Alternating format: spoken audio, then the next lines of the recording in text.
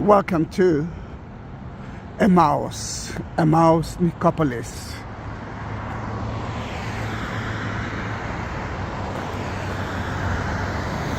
Well, welcome to the beautiful Byzantine Crusader church. You can see here the Crusader entrance, and the church was built on top of the Byzantine. You can see the differences between the big stones and the small stones. And look how beautiful is the mosaics floor.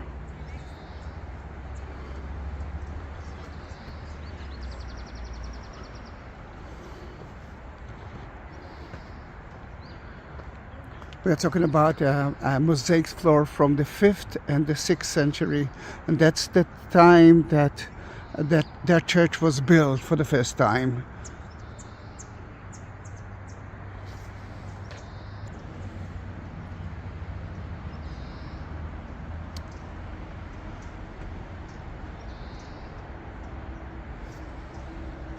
It might be that the bishop lives here because that was a very important place. It wasn't such a small Byzantine or Christian city. It might be there, and you can see the replica of the inscription of his house.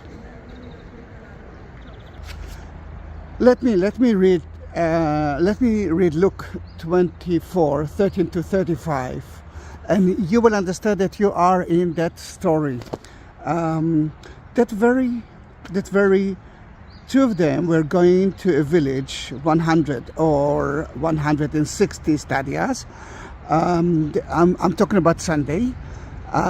Two of the disciples of Jesus, I'm not sure it's part of the 12, were waiting for the resurrection of Jesus, but nothing happened.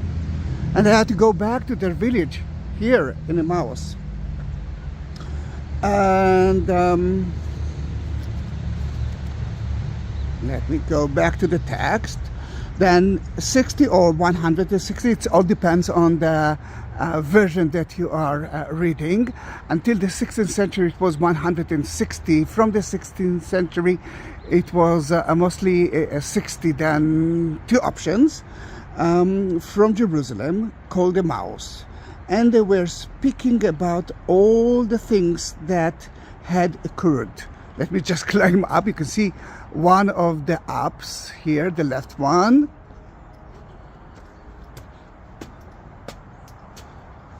It was rainy yesterday. And this is the main Apse of the church. Again, Byzantine and Crusader on top of it. Let me go back to the text. And it happened that while they were speaking and debating, Jesus himself drew near and walked with them, but their eyes were prevented from recognizing. You must understand that until today, when in Israel, when you are meeting someone, you're talking with them. When I'm taking groups through Israel, I'm talking with a lot of strangers from Israel. And the tourists are looking at me and say, Zahi, how can you talk with someone that you don't know? In Europe and in America, we are trying to avoid it. Well, welcome to the entrance. And you can see the Byzantine plaque that actually tells us, let me read it in English. In the name of the Father, the Son, and the Holy Spirit. Beautiful, the city of Christians is. It's a replica. It's not a correct one. I've been there so many times in that place, and the bishop house or not bishop house. Oops, entered to the water. My legs are wet now. But you can see how beautiful it is, the topographic. Tel Aviv is right there. The valley of Ayalon is right in front of us. And let's go back to the church. But we will find a place that I will be able to read everything.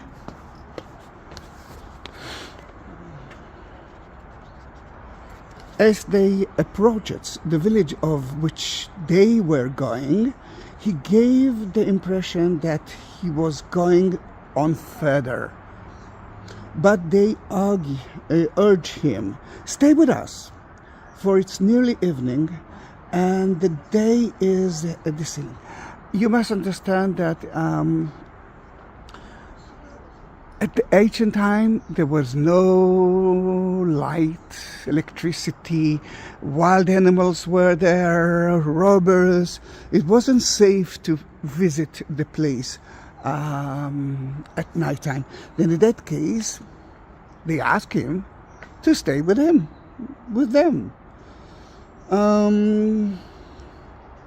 Stay with us, for it's nearly evening and the day is descending. So he went in to stay with them. And it happened that while he was with them at the table, he took the bread, said the blessing, broke it, and gave it to them. With that, their eyes were open and they recognized him. I must tell you that this is a very short version. In my knowledge, there's a beautiful version that tells us that he looked at them and said, "You are just small believers. I mean, Jesus told you that he will resurrect. According to every part of the Bible, it must happen." Then in that case, he broke the bread because he was he was a visitor and he was honored to do that. And they actually woke up and recognized that was the place. Now, Emmaus, the real name of it is Hamat. Hamat, it's a difficult name to pronounce in Hebrew. True, isn't it? Hamat, it's a hot spring area, and there are hot springs in that area. And later on, when it became Christians, and actually even before the Romans, they couldn't say Hamat. Then in Greek it started to be Hamatos, but it's very difficult to pronounce. Then Hamatos, Emmaus. Is that the real option? I don't know. But here it is. Now I mentioned that there are two versions that tells us 60 stadia and 160. 60 stadia is around 18 kilometers, let's say 40 miles, and that's not here. 160 stadia, it's 30 kilometers, 20 miles, and this is the place for that. At the beginning, that was the only place that mentioned as the real site. But now there are few places that mention as Emmaus. Abu Ghosh is one of them. Kubeiba is another thing. But for the Greek Orthodox, until the 19th century, this was the only place. But for the Catholic, there were different options. Until the 19th century, when the Carmelite nun, Mariam Fobadi, actually had a vision, and she met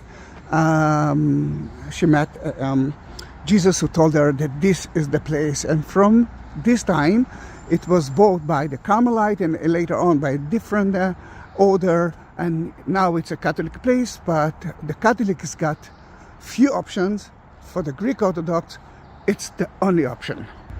The Arabic village that was here actually kept that name Emmaus. I'm sure that I'm not pronouncing it correctly, but remember that I mentioned that so many leaders actually kept that place because it's a very important place. Remember the way to Jerusalem, the way to Jaffa, the way to Ashkelon, Gaza, the way to Jerusalem from a different option. Then in that case, everyone kept that place. The Byzantine saw it as the real Emmaus. The Crusaders came to here and built a church here, and they kept that place as a very important place, but they had a different option for Emmaus. The Romans after they occupied the Jewish village that used to be here, knew that they must keep that place, then in that case, they call it Nicopolis. Nicopolis, Nika, victory, the god of the victory, and police city, and that symbolized the memory of the victory of the Jews. And they actually had two major victories. One of 70 AD when the temple was being destroyed there. Another revolt was at 132 by Bar Kokhba revolt. Then in that case, they added the word Nicopolis. And that was the main name of Emmaus until I think the 19th century. It was so important to see that there were few basilics here. For example, we are standing right here, then there's kind of an apse here, and there's a beautiful font there. And you can actually see here the font baptistry, which is, we believe, already was for children. Why for children? Because we are talking already about the 5th, 6th century, and the area was already a Christian area. At the beginning, they had to baptize people like adult. Then the baptistry used to be much bigger. There's kind of a water system that takes the water all the way to there. Then they had a lot of water in that place. And it's such a green area now. It's like little Europe, isn't it?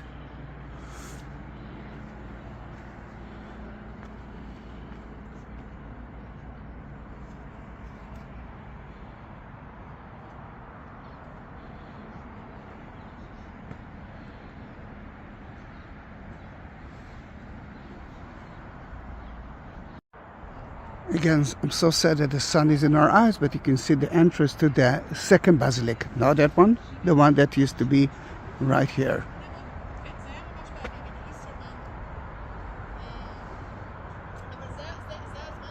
I mean, look how beautiful are those Romans evidence of Emmaus. I must say that the first time that Emmaus was mentioned was at the 4th century by Eusebius as that site. But this is a beautiful, for example, this is oil press, but that place, and you can see the water drainage, or let's say a canal, water canal, reach to a Roman bath, which is not there, it's at the park next by. Remember, hot spring was here, Hammat, Emmaus. Those two churches, that one and the other one, were destroyed at the time of the Muslims. And I must say that the Muslims use it as a major city, kind of the capital of the first capital of Israel as the Muslims. But because of the plague, because of disease, so many of the Muslims soldiers died, that they moved that capital of them into the city of Ramle, which is not so far away from here. But I want you to remember that in the 6th century they actually saw two churches, and the pilgrims who came from Jaffa came and stopped here for the night, but they actually ate here at the same place that Jesus ate his dinner, blessed the food at the day of the resurrection. Can you understand how important it is? Correct myself in the matter of the Baptist, of the font. There is a water pool, water system here that supplied water, non-stop water to the babs. And here you can find two. The small one is for children. The big one is for adult. Although I'm sure that at that time there were only few adults that were being baptized. Most of them were already born as Christians.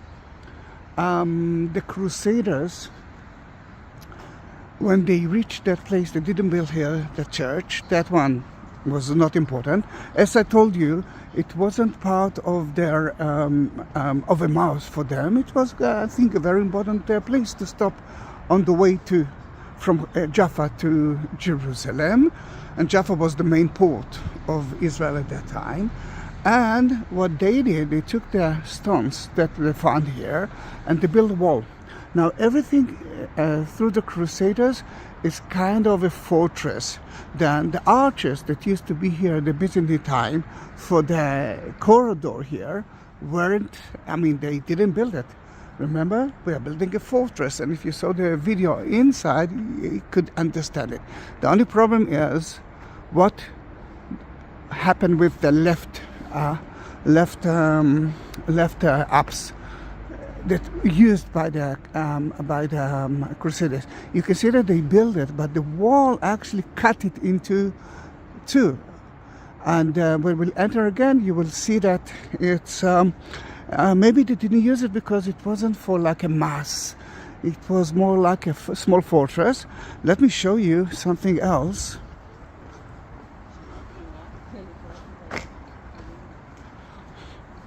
And you will see that that area used to be a quarry.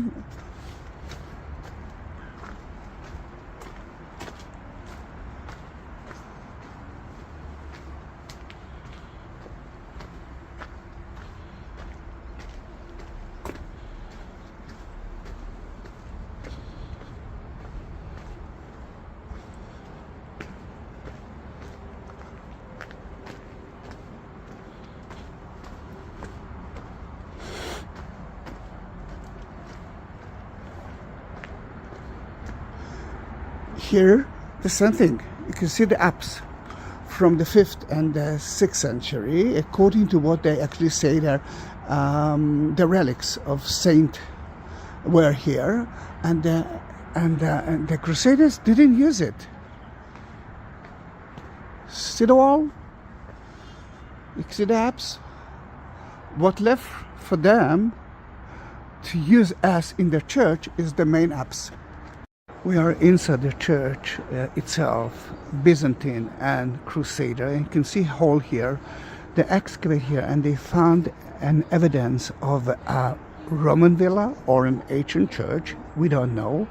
But what I think, remember that here Jesus came to those two. One of them was Cleopas. We know their name from the Bible. Then, if it's true, I believe that that was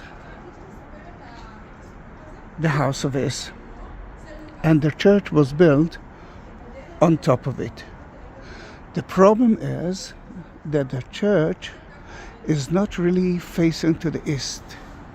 East is more like that. Then I believe that the church was built on top of the house and it used the house. Then it's not really east, but it's on top of the house. And this is important mainly because remember the quarry? When the Byzantines built it,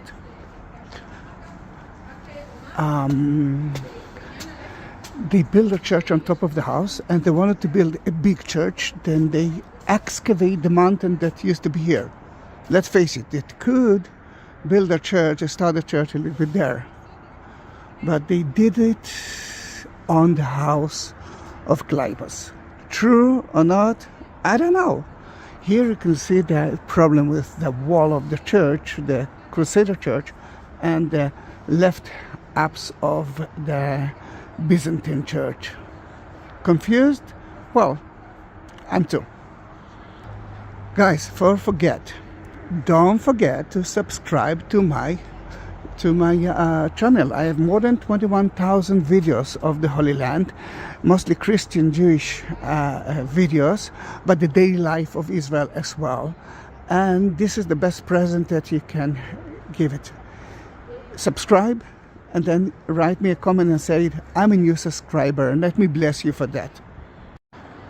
What I love in that place is that although it's not a mass, wasn't a liturgy, this is the first time that that Jesus gave the bread, the holy bread, to the first disciples. I mean, after the resurrection, then this is such an important issue for me, and I love that city because of it.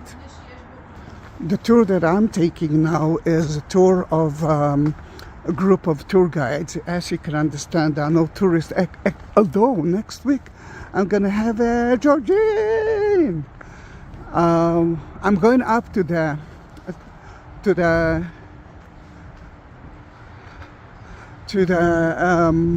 monastery above it. It's a Catholic monastery, the monastery of the Beatitude, and it's a Catholic one, but very open. It's men and women together, families together. They live just like Jesus lived in his life. But look how green it is.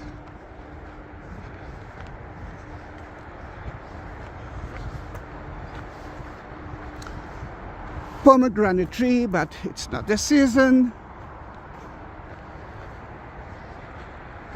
And it was a Jewish village, remember? Then in that case, there are Jewish tombs here, usually for families. That's from the 1st century, the time of Jesus. You can see the kind of rolling stone here. And there's one more. When I was young, I could enter to one of them. Now I'm too fat for that. What a sunny day. Until an hour ago, it was rainy. And now we can see the plateau of Ayalon Valley and the city of Tel Aviv.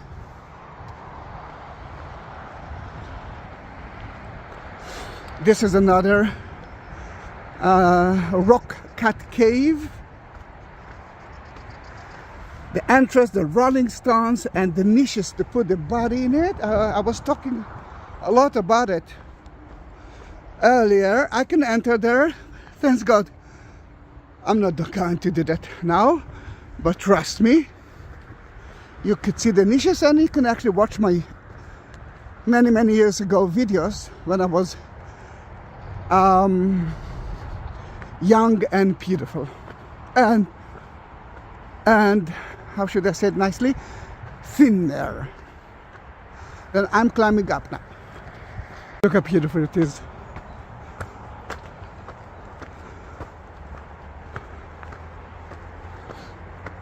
If I remember correctly, the Beatitude order here is from 1933.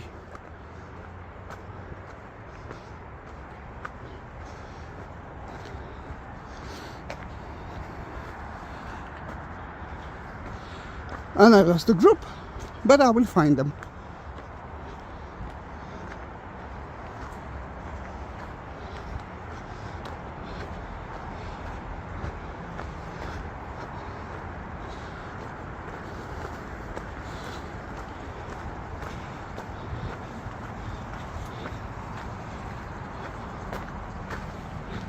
There is a small museum with a lot of information.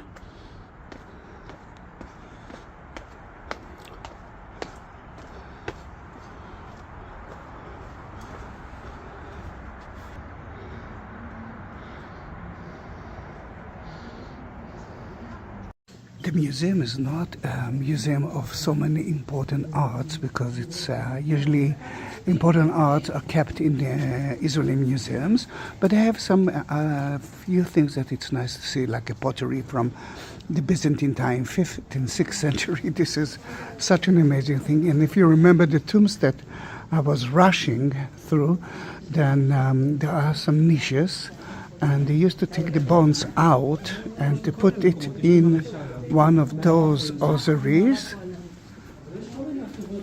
Then, for example, this is an ossuary of adult guy, but that one is for a child.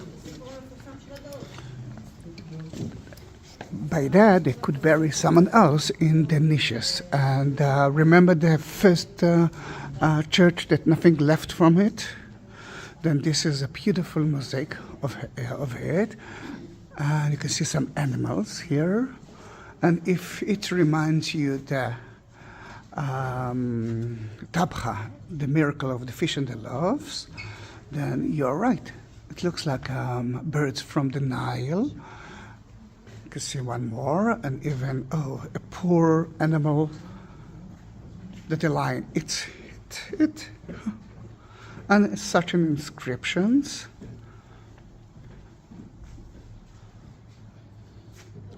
The community of the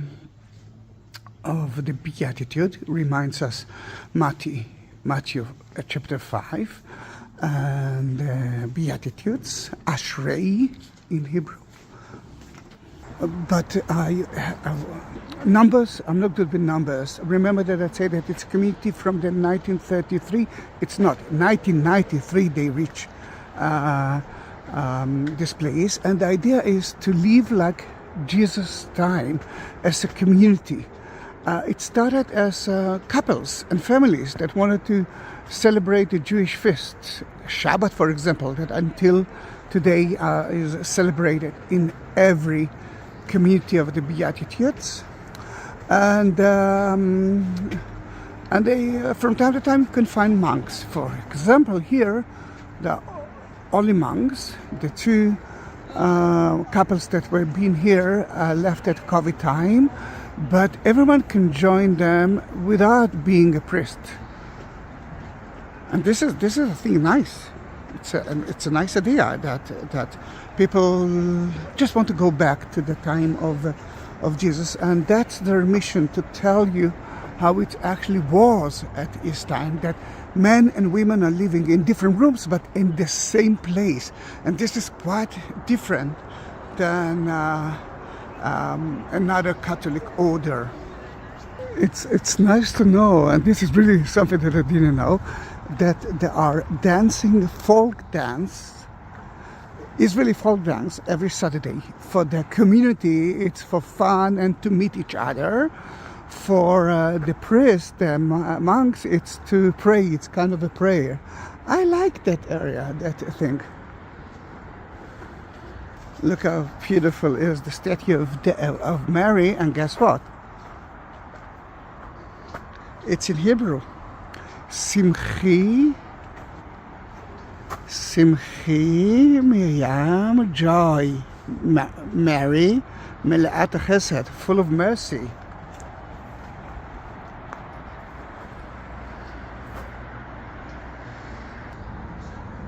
To the Adoration Chapel, I cannot talk there. I wanted to see that there are some Greek Orthodox icons in the Catholic Church, and even a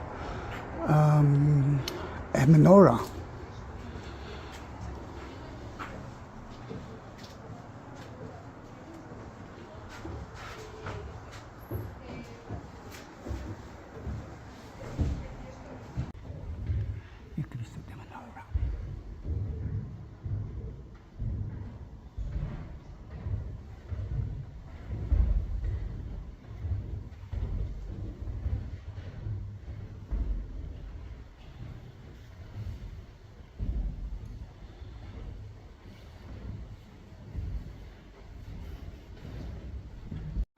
What you saw now was the chapel with the menorah and Greek Orthodox icons.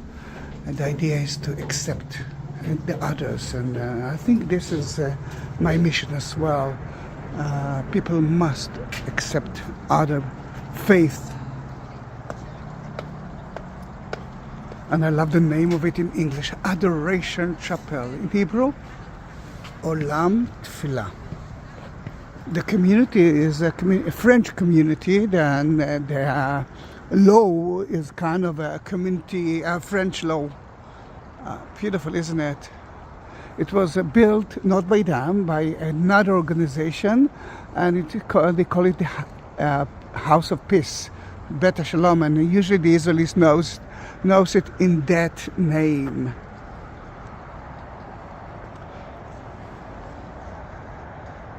We are going back to the car, and before we will say goodbye, I want you to repeat about the cemetery, the Jewish cemetery. You can see the entrance, which is right there, and then this is the place to put the body. This is the kochim, the niches that I was talking about. And then when someone is If there is 1, 2, 3, 4, 5, 6, 7 places for bodies, but what will happen for the 8th one? They will take out the bones, and then they will put the bones of the people in the ossuary that we saw in the museum. And what is unique in that rock-cut cave is that this is 1st century, but on top of it they build another tomb, pagan tomb, a Roman tomb from around 3rd century. Guys,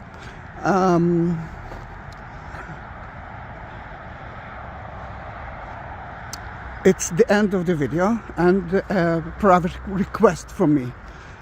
Please subscribe to my channel and send that video or even the link of my channel to your friends and ask them to subscribe. This is the best present that you can give me. Another thing is, wait for the end. Another thing is, if you want to support my channel, because there are no tourists yet, in the additional place, you will find text just beneath the video. In that text, in this inscription, you will find PayPal and buy me a coffee link. You can actually support my channel by that, and every penny counts. Next to the like button, you will find the shape of a heart. It's called Super Thanks, and I will be more than happy if you will do that as well through YouTube. And this is the new thing. If you reach the end of the video, write me the exact minute of that video, add your name into it, and I will bless you. I will bless you at Jerusalem. Then don't forget to do that. Thank you very much.